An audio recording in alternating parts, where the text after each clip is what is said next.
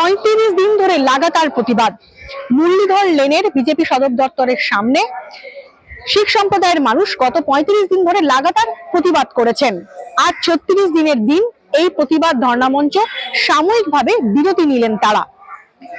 সন্দেশখালী যাওয়ার পথে এক কর্তব্যরত শিখ আইপিএস অফিসারকে অপমানজনক কথা বলে বিরোধী দলনেতা শুভেন্দু অধিকারী। এটাই অভিযোগ। এই ঘটনা প্রকাশ্যে আসতেই তীব্র প্রতিবাদে নেমে পড়েন শিখ সম্প্রদায়ের মানুষজন।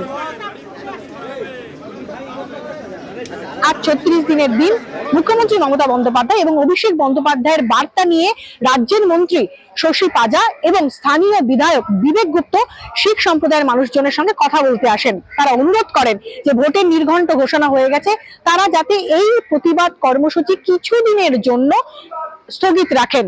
আমরা এসেছি আপনাদের কাছে অনুরোধ রাখতে, একেবারে নমনীয়তা নিয়ে অনুরোধ রাখতে এসেছি যে আপনারা এই আন্দোলনটা আপাতত স্থগিত রাখুন। আমরা এই জন্যই বলছি যে আপনাদের এই কষ্টটা আমরাও যেমন দেখতে পাচ্ছি না। মায়েরা সব ছেড়ে, সংসার ছেড়ে, পরিবার ছেড়ে, আমাদের শিখ সম্প্রদায় প্রত্যেকে দূর দূরান্ত থেকে এসছে, জেলা বাড়ি ছেড়ে তারা এসছে। তাদেরকে বলছি এই আন্দোলনটাই এখন স্থগিত রাখুন। শিখ সম্প্রদায়ের মানুষজন নিজেদের মধ্যে কথা বলে মুখ্যমন্ত্রী মমতা বন্দ্যোপাধ্যায়ের এই অনুরোধ মেনে নিয়ে তারা এই মঞ্চ থেকে বার্তা দিলেন যে তারা কিছু সময়ের জন্য এই আন্দোলন তারা স্থগিত রাখছেন। এই মঞ্চ থেকেই শিখ সম্প্রদায়ের মানুষ নো ভোট ফর বিজেপি এই বার্তা দিলেন। যেখানে যেখানে আমরা সুযোগ পাবো আমরা নো ভোট টু বিজেপি অভিযান সব শিখ সংগঠন, শিখ সম্প্রদায় এখানে চালাবে।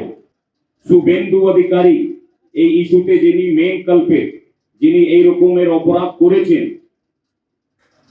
যতক্ষণ এই বিষয়ে আমরা বিচার পাচ্ছি না, শুভেন্দু অধিকারীকে আমরা কোনো কর্মসূচি বা কোনো নাটক করতে আমাদের গুরুদুয়ারায় আমরা ঢুকতে দেব না। আনন্দবাজার অনলাইনের জন্য রিঙ্কি।